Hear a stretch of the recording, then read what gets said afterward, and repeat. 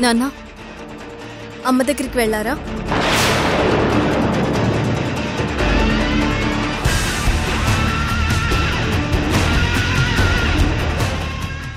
వెళ్ళానమ్మా. మీ అమ్మ బానే ఉండాది.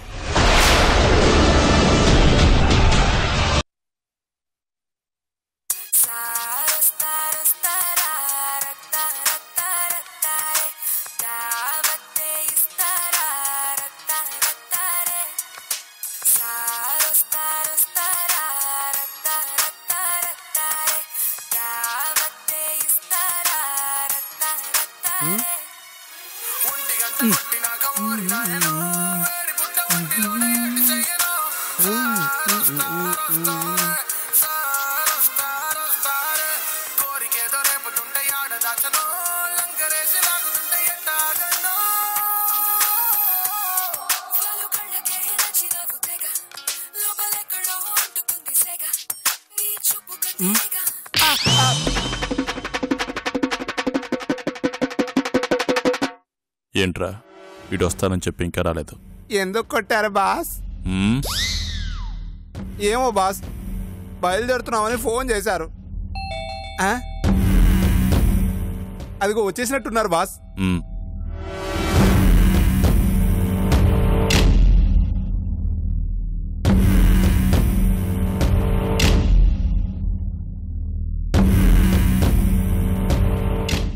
ఏంటి ఒక్కడవే వచ్చావు? మీ బ్రదర్ని తీసుకురాలేదా? లేదు సార్, వాడు రావడానికి భయపడుతున్నాడు. వాడికి నా మీద డౌట్ వచ్చినట్టుంది. మరి ఇప్పుడు ఎలా? నన్నే అతని దగ్గరికి వెళ్ళమంటావా? వద్దు సార్, వాడికి డౌట్ వచ్చింది కాబట్టి వాడు జాగ్రత్త పడే ఛాన్స్ ఉంది. ఒకవేళ పోలీసులకు ఏమైనా ఇన్ఫర్మేషన్ ఇచ్చుంటే అనవసరంగా బుక్ అయిపోతాం. మరేం చేద్దాం? రేపు మా అన్నను కలవడానికి ఒక ప్లేస్కి వెళ్తున్నాను, మీరు అక్కడికి వచ్చేయండి. సడన్గా అటాక్ చేస్తే వాడేమీ చేయలేడు. అప్పుడు మీరు వాడి సంగతి చూడొచ్చు. నువ్వు చెప్పేది నిజమా, లేక నిన్ను బెదిరించానని నువ్వే నాకు చెక్ పెట్టాలని చూస్తున్నావా? మీరేంటో చూసాక కూడా అలాంటి పని నేను ఎందుకు చేస్తాను సార్? నాకు కావాల్సింది మా అన్న వల్ల ఉన్న ప్రాబ్లంని క్లియర్ చేసుకోవడమే కానీ లేని ప్రాబ్లం క్రియేట్ చేసుకోవడం కాదు. అర్జెంటుగా నాకు మనీ అవసరం ఉంది కాబట్టి కాంప్రమైజ్ అయ్యాను. ఆశ వదులుకొని మీ దగ్గరకు వచ్చాను. నన్ను మీరు నమ్మొచ్చు సార్. ఓకే, ప్లేస్ ఎక్కడ? నేను ఫోన్ చేస్తాను సార్. సరే, వస్తాను సార్.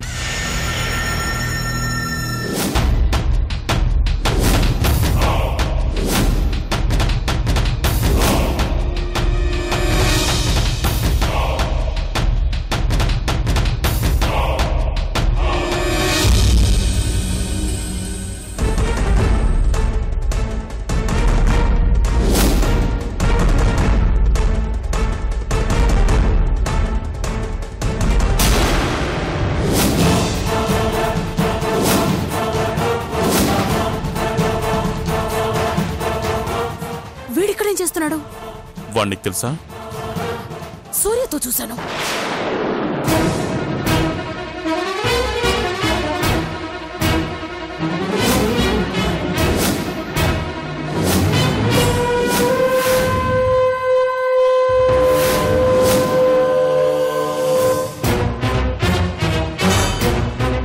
సూర్యతో చూసావా? అవును. వాడు నీ దగ్గరికి ఎందుకు వచ్చాడు? ఏదో ల్యాండ్ డీలింగ్ కేసుందని వచ్చాడు. వాళ్ళ అన్నకి వాడికి మధ్య చిన్న లిటికేషన్స్ ఉన్నాయట. సాల్వ్ చేస్తే 50% కమిషన్ ఇస్తానన్నాడు.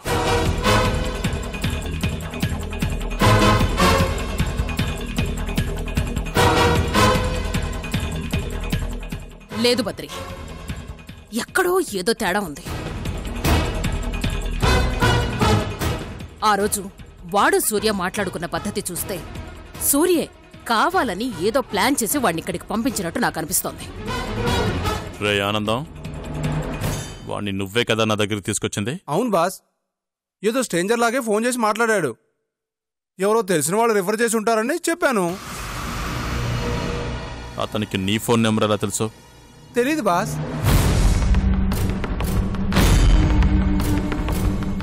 నేను చెప్పిన దానికి ఇంప్రెస్ అయ్యి ఆయన కొంతమంది పార్టీలను కూడా తీసుకొస్తా అని చెప్పారు తెలుసా? రేయ్, ఇట్రా.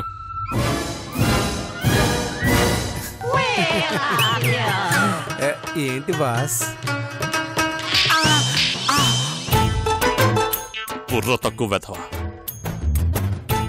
ఆ రోజు నువ్వే కదరా సూర్యకి ఫోన్ నెంబర్ ఇచ్చా. సూర్యకి డౌట్ వచ్చిందంటే ప్రూవ్ చేయడానికి ఏదో ఒక రకంగా ట్రై చేస్తూనే ఉంటాడు. కాబట్టి నువ్వు కొంచెం జాగ్రత్తగా ఉంటేనే మంచిది. ఏదో ఒకటి చెప్పి దీని నుంచి తప్పించుకో. వాడి తెలివితేటలు వాడుకుంటే నా తెలివితేటలు నాకుంటాయి అత్త. రేపు వాడు చెప్పిన ప్లేస్కి నేను వెళ్తాను. నువ్వు అక్కడికి వెళితే బుక్ అయిపోతావు బద్రి. వాడు ఎన్ని స్కెచ్లు వేసినా నన్నేం చేయలేడత్తా. వాడికి రివర్స్ పంచ్ నేనెలా ఇస్తానో చూడు.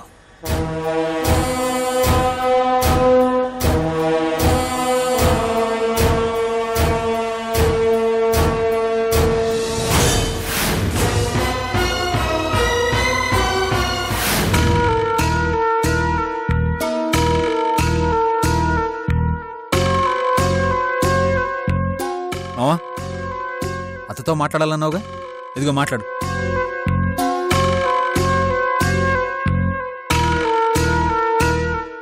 హలో ఉమాదేవి, ఎట్టుండవు? బతికే ఉండాను.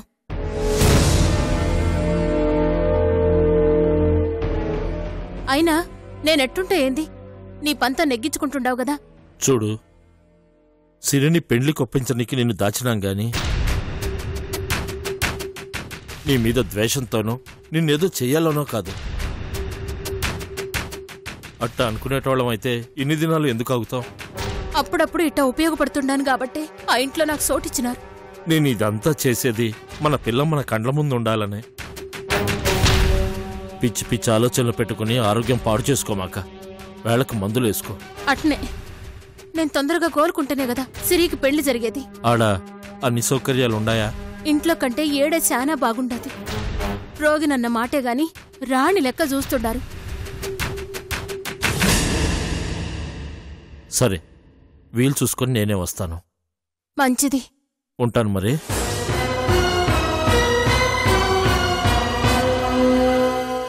ఇప్పుడు సంతోషంగా ఉండదా అన్నా? కాస్త ప్రశాంతంగా ఉండాది. ఏముంటుంది మీ ఆవిడ? కోపంగా మాట్లాడినది. ఆ మాత్రం ఉంటాదిలే. మావయ్య, నేను ఇప్పుడే వస్తాను.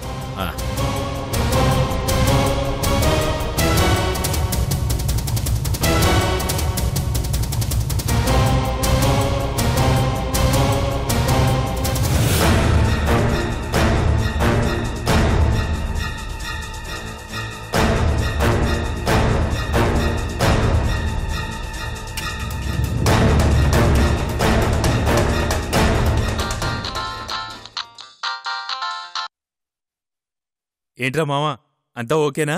ఓకేరా, థ్యాంక్స్ రా మావ. పెద్ద గండం నుంచి గట్టెక్కించావు. రేయ్, నువ్వు నాకు థ్యాంక్స్ చెప్పడం ఏంట్రా? నీకోసం ఆ మాత్రం చేయలేనా? నువ్వు చేసింది మామూలు హెల్ప్ కాదురా.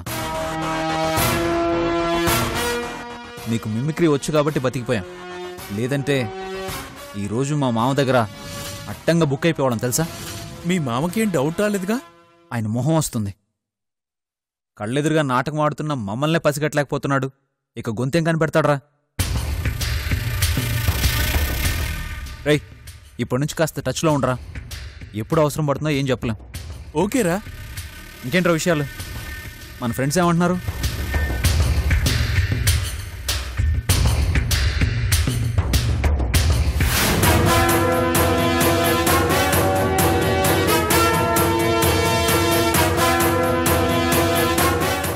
ఓహో, నీ ఫ్రెండ్తో మాట్లాడించావా?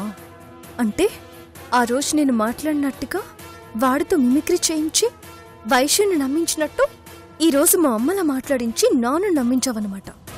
మొత్తానికి తెలివిగా తప్పించుకున్నారు. కానీ నేను వదలనుగా. చెప్తా.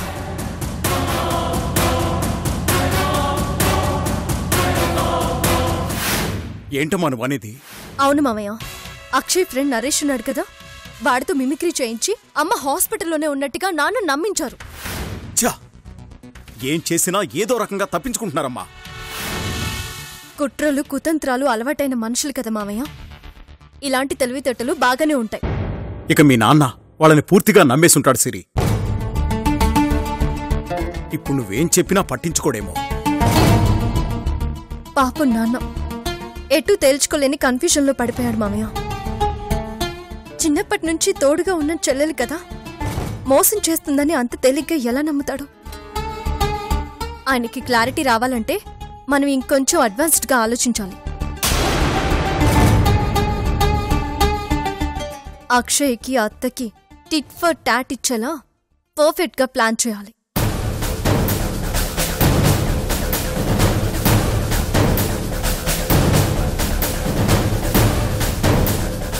ఉమాదేవి నీ దగ్గరే ఉందని మీ నాన్నకి చెప్పేస్తే కొంపలు మునిగిపోతాయి. పెళ్ళ ఆపడానికి నాటకం ఆడానని నన్నే తప్పుపడతాడు. అత్త వాళ్ళు ఏదో ఒక కారణం చెప్పి తప్పించుకుంటారు. నేనే ఇరుక్కుపోతాను. వద్దులే, ఇంకేదైనా ప్లాన్ చేద్దాం.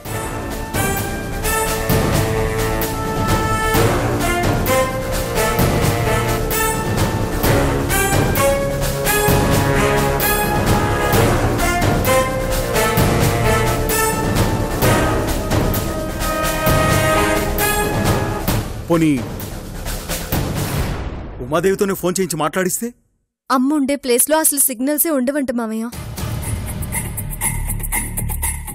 ఆంటీకి అప్పగించినప్పటి నుంచి ఇంతవరకు నాకే అమ్మతో మాట్లాడే అవకాశం రాలేదు. మరి ఇంకేం చేద్దామమ్మా?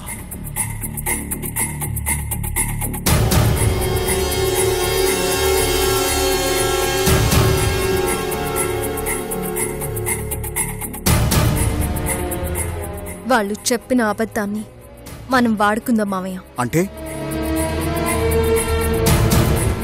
అమ్మ కనిపించటం లేదన్న నిజాన్ని దాచడానికి హాస్పిటల్లో ఉందని అబద్ధం చెప్పారు వాళ్ళు. ఇప్పుడు అదే అబద్ధాన్ని వాడుకుని మనం నాన్నకి నిజం తెలిసేలా చేద్దాం. ఎలాగమ్మా? నాకేం అర్థం కావట్లేదు.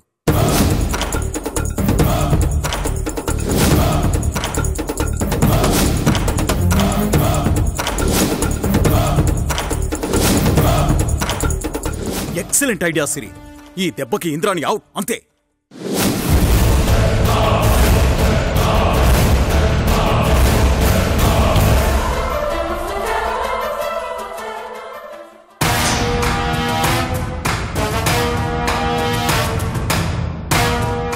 చెప్పు. సార్, బద్రి ఇప్పుడే బయలుదేరుతున్నాడు. సరే, నేను చెప్పిందంతా గుర్తుంది కదా? గుర్తుంది సార్. జాగ్రత్త, ఏమాత్రం తేడా రాకూడదు. అలాగే సార్.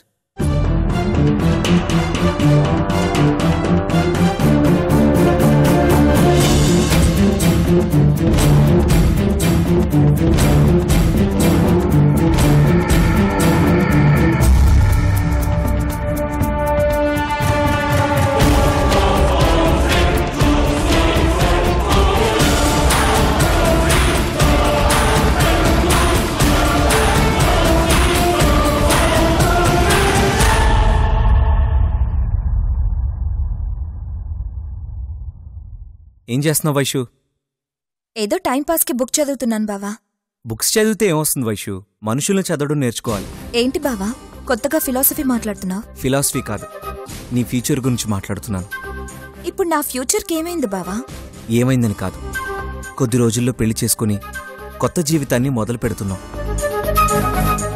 కొత్త మనిషితో కలిసి బ్రతకబోతున్నాం. అతనేంటో, అతని ఇష్టాలేంటో, అతని పద్ధతులేంటో ముందుగానే తెలుసుకుంటే మంచిదని నా ఫీలింగ్. అయితే ఇప్పుడు నన్నేం చేయమంటావు? వెంటనే లేచి రెడీ అవ్వు, బద్రి ఇంటికెళ్దాం. బద్రి గారింటికా? బావుండదేమో బావా. అలా మొహమాట పడితే ఎలా వైషు? జీవితాంతం కలిసి ఉండేదానివి, ఇంటికి వెళ్ళి కలిస్తే తప్పేంటి? అది కాదు బావా.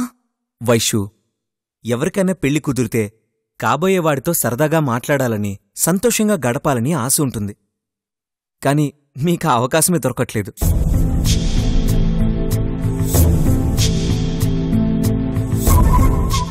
పోనీ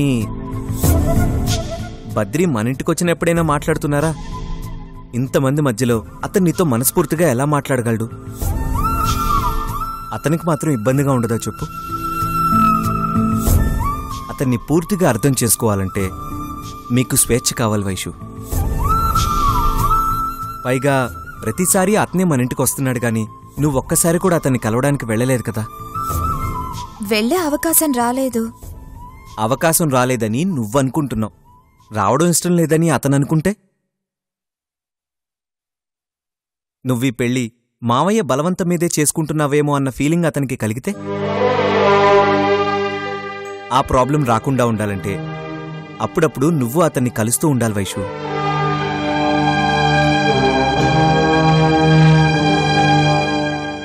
నిజమే బావా, నేనంత దూరం ఆలోచించలేదు. ఇప్పుడు అర్థమైంది కదా, పద వెళ్దాం. 5 minutesలో రెడీ అయ్యి వచ్చేస్తాను. సరే.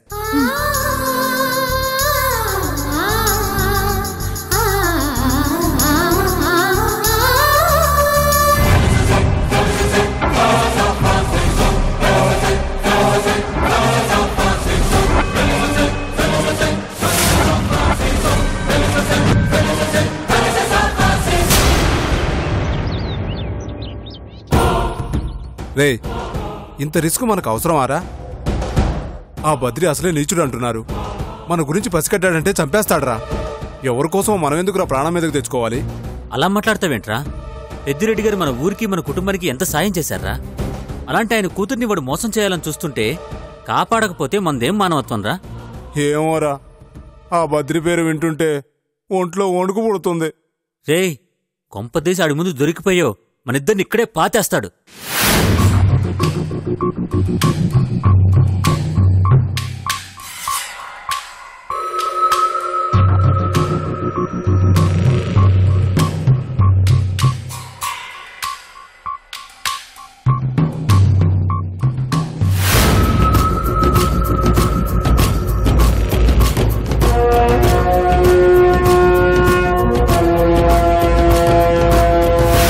రేయ్, వచ్చేస్తున్నాడు. నేను చెప్పిందంతా గుర్తుందిగా? మనిద్దరికి అస్సలు పడినట్టు యాక్ట్ చేయాలి. కొంచెం బిల్డప్ ఇవ్వు. పద పద.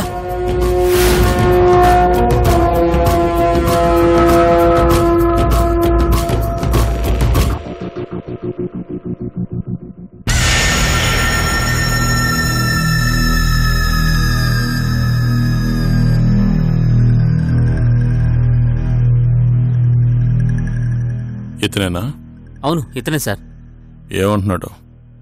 అదే మాట అంటున్నాడు సార్. ఎంత చెప్పినా వినిపించుకోవట్లేదు.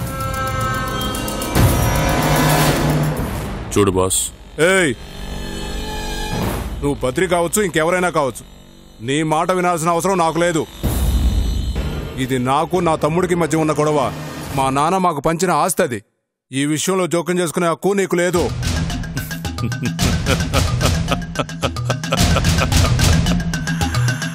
నవ్వుతున్నావేంటి? ఎవరైనా వార్నింగ్ ఇస్తే గొంతులో కరుకుతనం కనపడుతుంది, కానీ నీలో ఏంటి పెరుగుతనం కనిపిస్తుంది?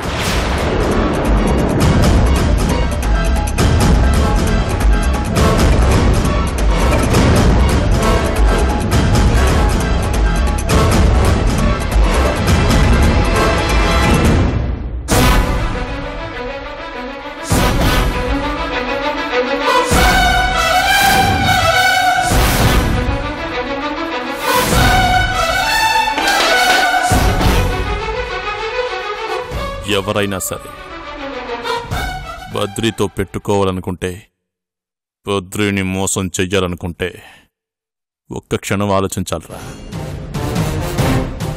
ఆ ఒక్క క్షణం నీ జీవితాన్ని కాపాడుతుంది. ఆ క్షణంలో ఒకవేళ బద్రి గురించి తప్పుడు నిర్ణయం తీసుకుంటే మాత్రం ఆ క్షణమే నీ జీవితాన్ని కాల్చి బూడిద చేస్తుంది.